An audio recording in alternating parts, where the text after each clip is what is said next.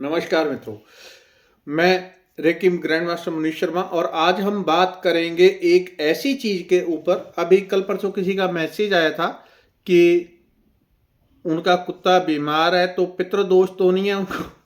चलो, लेकिन उससे जुड़ी हुई मुझे एक महत्वपूर्ण चीज बताने का मौका मिल गया कि आपको ये बता दूं, और ये इतनी महत्वपूर्ण होती है। हालांकि उनका मैसेज तो वो इस तरह से पूछ रहे थे कि कुत्ता बीमार है तो इसको कोई पितृदोष नहीं है, लेकिन उससे एक महत्वपूर्ण चीज मुझे याद आ गई, वो आपको बताता हूं। इससे क्या होगा, पूरा आध्यात्मिक जीवन, संसारिक जीवन लोगों का खराब हो जाता है। किस कारण से? पितृदोष। पितृदोष होता क्यों है, कैसे होता है, कितनी पीढ़ी तक चलता है? आपके किए हुए कर्म आपके बच्चों, उसके बच्चों, उसके बच्चों, और ये 7 पीढ़ी तक ये क्रम कैसे डीपली कनेक्टेड रहेगा। आपके जो कर्म आपके परदादा ने किए उसका फल आपको मिलता है। अब इसके पीछे आप कहेंगे फिर हमारे किए अच्छे बुरे कर्म, वो भी चीजें मैं आपको समझाता हूं, लेकिन इसमें मुख्य रूप से एक खास चीज है कि जिनको पितृदोष होता है जीवन में, पितृदोष के बहुत सारी निशानियां बताई हुई हैं। आध्यात्मिक रूप से भी जब हम मंत्र जाप मेडिटेशन करते हैं तो उसके चिन्ह उभर के आ जाते हैं, जन्म पत्री में उसके चिन्ह मिल जाते हैं। जिनको मंत्र जाप मेडिटेशन करते हुए बहुत ज़्यादा उबासी आती है, आंखों से पानी, वो पितरों की मलिन ऊर्जा पितृदोष है, यानी कुंडली में भी निकल आएगा। तो पितृदोष के कारण क्या होगा, जीवन में बहुत ज़्यादा स्ट्रगल होगी, भिड़ते ही रहेंगे पूरा जीवन। सेहत के लिए, परिवार के लिए, परिवार में आपस में ही भिड़ते रहेंगे। सेहत खराब, पैसा खराब, या आध्यात्मिक प्रगति उस व्यक्ति की शून्य बराबर होती है, यानी बहुत स्लो होती है। आप 100 रुपए का काम करेंगे तब 10 रुपए मिलेंगे। आध्यात्मिक रूप से जितनी आप मेहनत करेंगे, आप 10 घंटे मेडिटेशन करेंगे, 1 ही घंटे का बड़ी मुश्किल से फल मिल पाएगा, बड़ी मुश्किल से। अगर पितृदोष है तो इसका निवारण क्या है? जब तक इसका निवारण नहीं किया आप आध्यात्मिक रूप में आगे जा ही नहीं सकते। ये क्यों होता है, कैसे होता है? अब पितृदोष के कारण दूसरा, आप जो भी नौकरी धंधा कारोबार करो, सब कुछ लाइफ में गड़बड़ियों का प्रमुख कारण पितृदोष होता है। ये इतनी डीप चीजें हैं, हमारे जितने भी शास्त्र हैं उनमें बताई हुई हैं, लेकिन हम इतने मूर्ख टाइप के इंसान बन गए हैं आज के कि हम अपने शास्त्रों को पढ़ते नहीं। कभी भगवान की कृपा से कभी कोई सामने आ जाए, सुन ले, पढ़ लें तो थोड़ा पता चल जाता है, लेकिन हमारी बुद्धि में इतना तमस भर गया, हम शास्त्रों से दूर हो गए। चलिए, अभी युग बदल गया है, यूट्यूब का टाइम आ गया, तो यहां से बात कर लेते हैं पितृदोष क्या कैसे काम करता है। पितृदोष में मैंने अपने अनुभव से, क्योंकि मेरी शुरू से बुद्धि इन चीजों में रही है कि जो पढ़ा है, सुना है शास्त्रों में इधर उधर, तो क्या वो चीज एक्चुअल में काम करती है। अगर मैंने अपनी आंखों देखी बात हुई, मैंने बहुत वर्ष पहले एक सुना था कि अगर एक व्यक्ति, या इस तरह से समझ लें, मैं अपने किसी रिश्तेदार या स्त्री का, खास तौर पे स्त्री का धन हड़प लूं, उनकी जमीन जायदाद कुछ भी हड़प कर लूं, उसका जो दुष्प्रभाव आएगा वो कहां आएगा? मेरी तीसरी पीढ़ी पे, यानी पोते के ऊपर। पोते पोती का जीवन बर्बाद, पोती होगी तब तो समझो जीवन बर्बाद ही उसका रहेगा, लगभग बर्बाद। तो मैं केसेस को स्टडी करता हूं कि हाँ, इस व्यक्ति ने ऐसा किया हुआ है, इसके साथ अगली तीसरी पीढ़ी में क्या हो रहा है, दूसरी में क्या हो रहा है, उसके आगे भी अगर नजर कोई आ जाए तो उसके साथ कैसा रहेगा।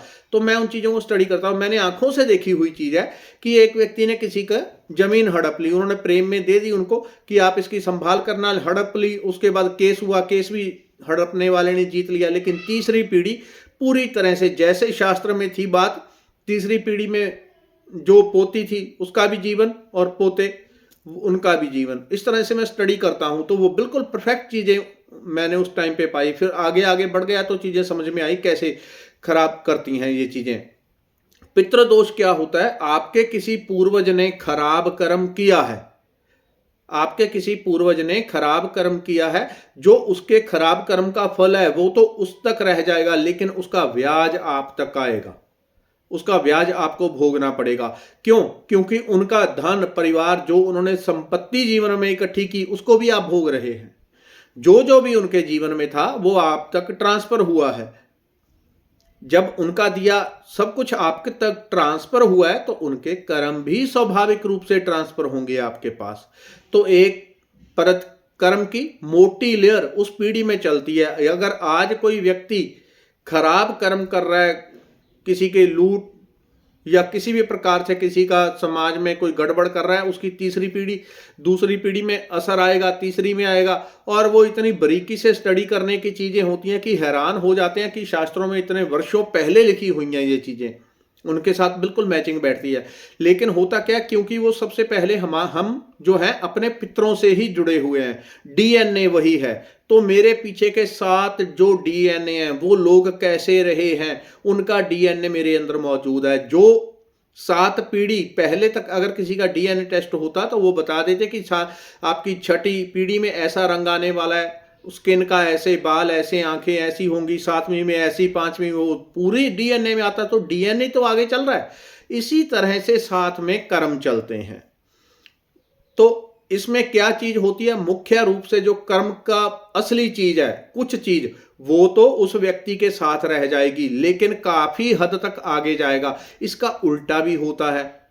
वो क्या होता है, जब किसी पीढ़ी में अगर कोई आज व्यक्ति बहुत शुभ कर्म कर रहा है, सेवा भावना, लंगर लगा रहा है, अच्छी अच्छी सेवाएं कर रहा है लोगों के लिए, अच्छे अच्छे कर्म कर रहा है, ध्यान कर रहा है, मेडिटेशन, मंत्र जाप, अध्यात्म में आगे बढ़ गया, उसके पीछे की 7 पीढ़ियां अगर सूक्ष्म रूप से कोई देखने वाला हो, 7 पीढ़ियों में जितने पितर रहे होते हैं उनके अंदर ऐसे उत्साह होता है जैसे किसी बारात में आए हुए नाचते हैं, वो पितर नाचते हैं। हमारी पीढ़ी में एक ऐसा व्यक्ति, ऐसा मैंने, अब मुझे शास्त्र का नाम भूल गया, उसमें भी सुना था कि अगर किसी पीढ़ी में कोई हरि भक्त जन्म लेता है तो उसके जन्म लेने के ऊपर, क्योंकि पितरों को सूक्ष्म रूप से आत्मा के भीतर गुण बीज सब दिख जाता है कि ये व्यक्ति अध्यात्म में जाएगा, 7 पीढ़ी तक के पितर कहते हैं ऊपर, उस शास्त्र में लिखा था कि सारे ऊपर 7 पीढ़ी के पितर नाचते हैं कि हमारी पीढ़ी में एक अच्छी आत्मा आ गई, भगवान का भजन करने वाली आ गई। तो यहां पे जब आप कुछ भी कर्म करते हैं उसका 10% आपने कुछ अच्छा किया, बहुत पवित्र काम किए, आपका किया हुआ 10% ऊपर जाएगा, बैक जाएगा, स्वाभाविक रूप से डिफॉल्ट है, वो उसको आप रोक ही नहीं सकते। आपने 100 रुपये दान किया, 10 रुपये का जो फल है वो आपके पितरों को ट्रांसफर होना ही होना है, और उनके किए हुए कर्म 10% आपको ट्रांसफर होते हैं, वो लगभग 10% ही एवरेज आती है। सिख धर्म में दसबंध निकालने को कहा गुरुओं ने, यानी जो आप कमाई करते हैं उसका 10% आपको दान करना है, वो दसबंध वही 10% ही है वो। तो 10% आपका किया हुआ अच्छा कर्म ऊपर जाएगा, जो आप मंत्र जाप मेडिटेशन बहुत कुछ करेंगे वो ऊपर जाएगा। लेकिन अगर किसी के जीवन में पितृ दोष है तो वो पहली बात आध्यात्मिक रूप से सफल नहीं हो पाता। क्यों? क्योंकि पितृ जो हैं वो ऊपर नहीं है, नीचे हैं, अर्थात उनकी जो आत्मा की गति है, सूक्ष्म शरीर है, बहुत मलिन अवस्था में, भूत प्रेत नेगेटिविटी के चक्रों में भरे पड़े हैं, नीचे भरे पड़े हैं। जब ऐसी अवस्था होती है तो जो कुछ आप करते हैं वो नीचे से उनका वजन जो पितरों का होता है वो आपकी बॉडी के ऊपर, शरीर के ऊपर पड़ा रहता है, आपका मन नहीं लगेगा, आप अध्यात्म में आगे नहीं बढ़ पाएंगे, जो करेंगे वो बस वहीं का वहीं रुका रह जाता है, वहां से बहुत स्लो ग्रोथ होती है। तो ऐसे में क्या किया जाए? और उनके परिवार में जिनमें पितृदोष होता है, उनके परिवार में बच्चे कुछ भी काम करेंगे गड़बड़ियां आएंगी, शादियों में दिक्कत आएगी, शादी होगी तो बच्चों में दिक्कत आ जाएगी। इसलिए पुराने टाइम में कहा जाता था कि बच्चे कम से कम नहीं बल्कि ज्यादा से ज्यादा किए जाते थे, 5, 10, 11, 11 इतने बहुत अभी भी मौजूद हैं ऐसे लोग, 6, 7, 8, 10 भाई हैं। वो क्यों? उसके पीछे भी ये लॉजिक कारण था कि अगर आपके 7, 8 बच्चे हैं, उनमें से अगर एक भी अध्यात्म में शुभ कर्म करने में आगे बढ़ गया, उसके कारण पूरी पीढ़ी 7 कुल तर जाएंगे पिछले। ये स्वाभाविक रूप से भी कहा जाता है, जिस पीढ़ी में कोई एक अच्छी आत्मा आ गई 7 पीढ़ियां उसकी तर जाती हैं, इसलिए अधिकतम बच्चे होते थे तो उनके और बच्चे, वो श्रृंखला एक ही है। तो कर्म जो वो करेंगे, अगर आप आज यहाँ पे कोई नेगेटिव कर्म करेंगे, बहुत बुरे, किसी की हत्या, चोरी, डकैती, उल्टे काम कर दिए, उसका 10% पितरों को जाएगा। स्वाभाविक रूप से वो डिफॉल्ट परमात्मा ने सेटिंग कर रखी है, ऊपर से नीचे कर्म ट्रेवल करेंगे ही करेंगे। पितर नीचे हैं तो पितर दोष का निवारण किए बिना आप जीवन में आगे नहीं बढ़ सकते। पितृ दोष का निवारण कैसे? उसके लिए हर अमावस पे, जो अमावस होती है वो पितरों के लिए होती है, हर अमावस पे जिनको स्ट्रांग पितृ दोष है, पता है कि हमको पितृ दोष है, पितरों के लिए आप जो दान धर्म पाठ पूजा पुण्य कर सकें वो सबसे श्रेष्ठ संकल्प करना है कि मैं ये दान कर रहा हूं आज अमावस के दिन। अमावस के दिन किया हुआ दान इतना ज्यादा फलित होता है, इतना ज्यादा, ऊपर चंद्र नहीं होता, चंद्र की रोशनी नहीं होगी, बिल्कुल शून्य होगा, तो उस टाइम पे पितृ साक्षात प्रकट होते हैं। चंद्रमा से जुड़ा हुआ है पूरा सिस्टम, स्त्रियों का जो हर महीने उनको महीना होता है वो चंद्र से जुड़ा हुआ है, हमारा मन चंद्र से जुड़ा है, बॉडी में जितना पानी चंद्र से जुड़ा हुआ है। जब पूनम होगी तो समुद्र में जवाहर भाटा आ जाता है, पानी ऊपर उठ जाता है पूरा समुद्र। समुद्र अकेला नहीं उठता, हमारे अंदर भी समुद्र है, हम भी मानसिक रूप से ऊपर उठ जाएंगे। अगर आपके अंदर बहुत नेगेटिव भावनाएं हैं, आप उस दिन उठाव महसूस करेंगे कि आज कुछ ज्यादा ही नेगेटिविटी हो गई। अगर आप अंदर से पॉजिटिव है, सकारात्मक है, अच्छा है आपके अंदर, तो उस दिन बड़ा अच्छा फील करेंगे। पूर्ण अमावस पे जुड़ी हुई चीजें, अमावस पे आप जो दान धर्म पुण्य कर सकें पितरों के नाम लेके करना है कि इसका फल हमारे पूर्वजों को ट्रांसफर हो, इस क्रिया को आपको लगातार करना होगा।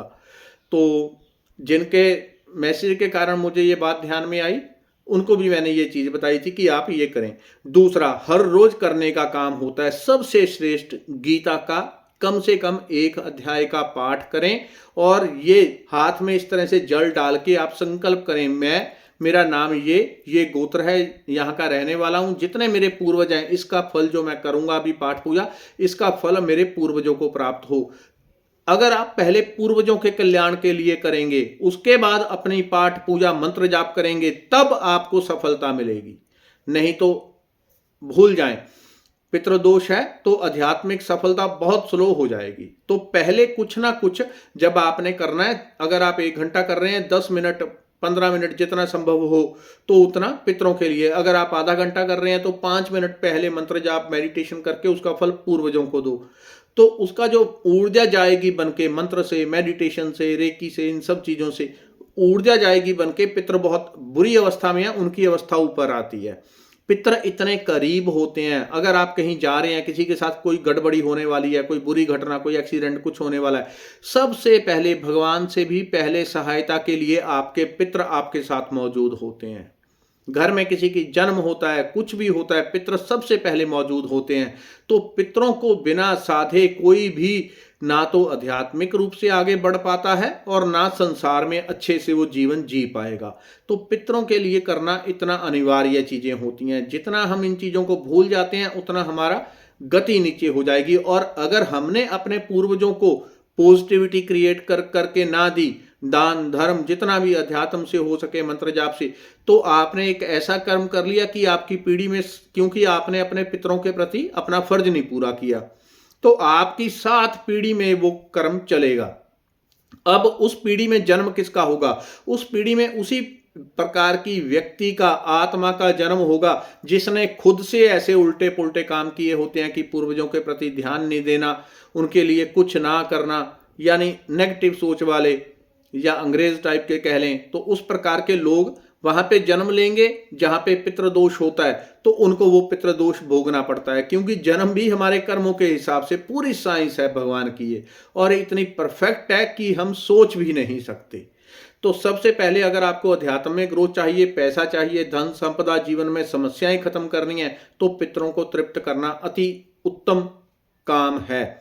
इसके लिए जब आप कहीं किसी तीर्थ स्थल पे जाते हैं, वहां डुबकी लगाएं तो पितरों के नाम की डुबकी लगाएं, दान धर्म दक्षिणा करें तो पहले पितरों के नाम का करें। उससे उनको जब तृप्ति होगी, उनके आशीर्वाद, क्योंकि वो आत्माएं बहुत ऊंचे लेवल की चली जाती हैं जो पितरलोक की हैं, लेकिन सभी पितर नहीं होते, आत्माएं नीचे नीचे नीचे भूत प्रेत पिशाच नेगेटिविटी में भरी होती हैं, तो वहां से छूट के अगर वो ऊपर आएंगी वो आपको भी खींचेंगी। जैसे ही वो आत्माएं आपके किए हुए कर्म से हल्की होंगी, आपका शरीर भी तत्काल आपको बता देगा कि हाँ, आपके पितरों की मुक्ति हो गई।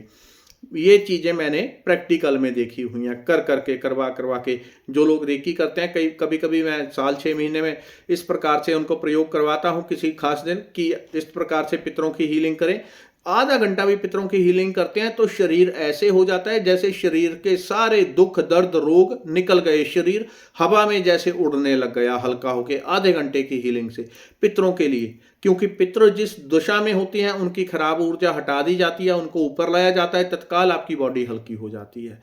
ये इतना तीव्रता से चीजें काम करती हैं क्योंकि पितरों से नजदीक कुछ भी नहीं। भगवान भी 2 नंबर पे समझें आप, भगवान भी बाद में आएंगे। पहले आपका कर्म, आपका अपने लिए कर्म और अपने पितरों के लिए पहले उसको पूरा करेंगे, उनके लिए जो क्योंकि पितरों के पास तो शरीर है नहीं। अब आप जो हैं अपने ही पितरों के डीएनए से प्रकट हुए हैं, यानी आपके अंदर आपके पितरों का डीएनए मौजूद है।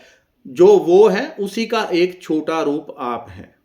जब भगवान बुद्ध के पिता की मृत्यु हो रही थी तो वो घबरा रहे थे, मेरा संसार छूट गया, मेरा राज्य छूट गया। भगवान बुद्ध ने कहा कि कुछ नहीं छूटा, आपके रूप में मैं मौजूद हूं, मेरा पुत्र मौजूद है। ये सारा जो वंश हमारा है वो सब आप ही का रूप आगे बढ़ता जा रहा है। तो पितरों के रूप में हम आगे बढ़ते हैं। इसलिए बच्चे जो पुत्र की कामना की जाती है वो इसीलिए, ताकि वो श्रृंखला आपकी आगे बढ़ती रहे। जो वो जीवन में अच्छे कर्म करें उसका 10-10% ऊपर की आत्माओं को मिलता रहे, वो धीरे धीरे ग्रोथ करती रहें। और पितृलोक तक जाने में एक्चुअल में कई बार कई 100 साल लग जाते हैं, अगर पीढ़ी दर पीढ़ी अच्छी आत्माएं घर में जन्म लें तब, नहीं तो बहुत लंबा टाइम लग जाता है। एक डीएनए 7 पीढ़ी तक कनेक्टेड रहता है डीपली, उसके बाद डीएनए थोड़ा थोड़ा चेंज होता रहता है, फिर 14 साल में और मध्यम पड़ जाएगा, 21 साल में और, फिर तो वो आगे आगे खत्म हो जाती है श्रृंखला। लेकिन डीएनए मौजूद रहता है तो कर्म भी ट्रांसफर होते हैं। धन्यवाद, नमस्कार। अपने लिए, अपने पूर्वजों के लिए, सबके लिए शुभ कर्म करना हमेशा जारी रखें। धन्यवाद।